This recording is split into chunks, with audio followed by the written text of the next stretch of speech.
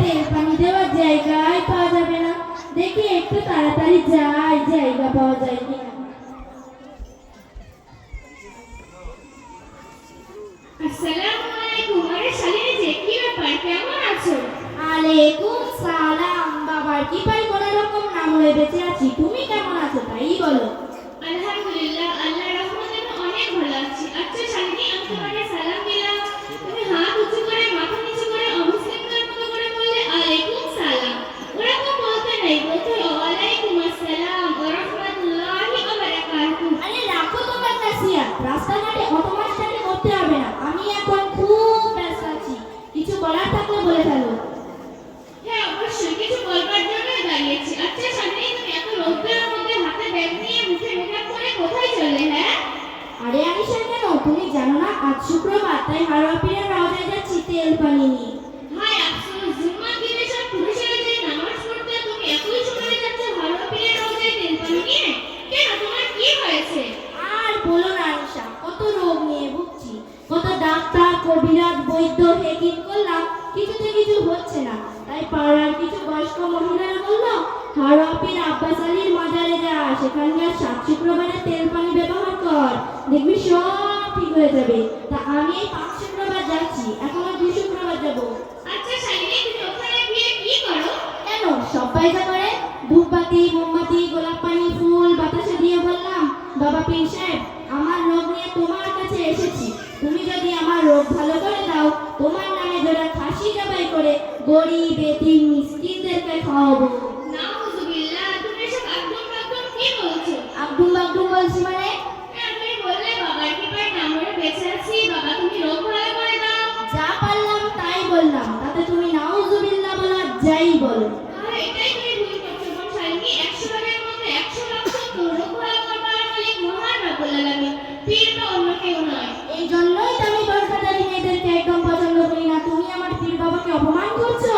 আস্তাগফিরুল্লাহ, তুমি ভুল বুঝছো বোন শালিনী। আমি তোমার পীর সাহেবকে অপমান করছি না। নিঃসন্দেহে পীর সাহেবরা আল্লাহর প্রিয় বান্দা, অবশ্যই আমি ওদেরকে যথাযথ সম্মান করি। তার মানে এটা নয় যে পীর সাহেবরা আল্লাহর সমতুল্য। আল্লাহ ছাড়া কোনো পীর সাহেবের ক্ষমতা নেই রোগ ভালো করবার এবং সন্তান সন্ততি দেওয়ার। আল্লাহ পাক কুরআনের মধ্যে বলেছেন, ইন্না শিরকা লাযুলমুন আযীম। তার মানে? এর মানে হলো আল্লাহর সাথে জুলুম করা শিরক হলো বড় গুনাহ। এর থেকে ঈমান আমল সব নষ্ট হয়ে যায়। কি বললে? ঈমান আমল সব নষ্ট হয়ে যায়? হ্যাঁ অবশ্যই। বাবার দরবারে তো কত মেয়েদের সাথে দেখা, কই কেউ তো বললো না এটা শিরক। আরে বলবে কি হবে, তারাই তো তোমার মতো শিরক বিদাত করে ঈমান আমল সব নষ্ট করে ফেলেছে। শিরক কাকে বলে দয়া করে বলবে আনিশা, যাতে করে আমি সবটা বুঝতে পারি। হ্যাঁ অবশ্যই বলবো, শোনো তাহলে। আল্লাহ তাআলা অংশীদার স্থাপনকারী গ্রহণকারীর মধ্যে তালাশ করে, যেমন সুখ শান্তি হায়াত মৌত সন্তান সন্ততি দেওয়ার মালিক মহান রব্বুল আলামিন। এগুলো যদি কোনো পীর অথবা নবীর কাছে চাওয়া হয়, তাহলে এটাকে শিরক বলা হয়। তাই নাকি? হ্যাঁ অবশ্যই। হুজুর সাল্লাল্লাহু আলাইহি ওয়াসাল্লাম আরো বলেন, আল্লাহ ব্যতীত অন্য কারো নামে জীবজন্তু জবাই করা হারাম, কোনো দেব দেবী নবী পীর অলির নামে মাংস করা হারাম। কবি বলেন, খোদার সাথে শিরিক করি শোনো মুসলমান, শেষ বিজয়ী ঠাই হবে সোজা জাহান্নাম। আচ্ছা আনিশা, তাহলে তো আমি অনেক গুনাহ করে ফেলেছি। হ্যাঁ বোন শালিনী, আমি এতক্ষণ ধরে তোমাকে এটাই বোঝাতে চাচ্ছি, তুমি শিরক বিদাতে ডুবে আছো। আগে যদি জানতাম তাহলে কোনোদিনও পীরের রওজায় যেতাম না বোন। আর আজ থেকে আমি প্রতিজ্ঞা করলাম, রোগ নিয়ে মরে যাব তাও ভালো, শিরক করে বেঈমান হয়ে মরতে চাই না। আর এই তেল পানি তরি বগলি সব এই হাওয়ার নদীতে ছুঁড়ে ফেলে দেয়। আল্লাহ তুমি আমায় ক্ষমা করো আল্লাহ। আচ্ছা আনিশা, তুমি এত সুন্দর কথা কোথা থেকে শিখলে? তুমি জানো না শালিনী, আমাদের গ্রামে গরুর আছে পুরুলিয়া পশ্চিম পাড়া শাহী মক্তব থেকে হাফেজ মাওলানা মোহাম্মদ রেজাউল হক সাহেবের কাছে শিখেছি।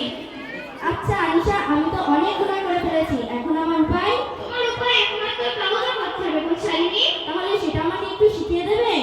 হ্যাঁ অবশ্যই, তুমি আমার সঙ্গে বলো লা হাওলা। লা হাবরা আরে লা হাবরা নয়, লা হাওলা লা হাওলা ওয়ালা কুওয়াতা। ওয়ালা কলকাতা আরে এটা ওয়ালা কুওয়াতা নয়, ওয়ালা কুওয়াতা ওয়ালা কুওয়াতা ইল্লা বিল্লাহি